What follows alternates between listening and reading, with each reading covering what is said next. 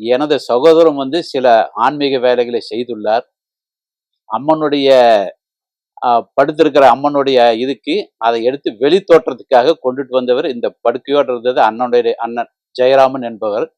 அவரோட மூலியமா இந்த படமானது வெளிவந்தது. அதற்கு பின்னாடி நிறைய அதுக்கு சம்பந்தப்பட்ட படங்கள் வந்து கொண்டிருந்தது.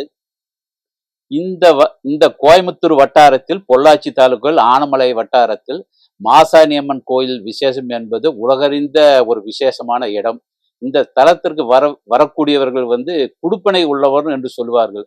அந்த அளவிற்கு உள்ள பிரசித்தி பெற்ற ஆலயம். கோவை வட்டாரத்தில் கேள்விப்பட்டாலே நாம் பஸ்ஸில் கேட்டாலே நம்ம இடம் பொருள் எந்த இடம் என்று இதாட வேண்டிய அவசியம் இல்லை.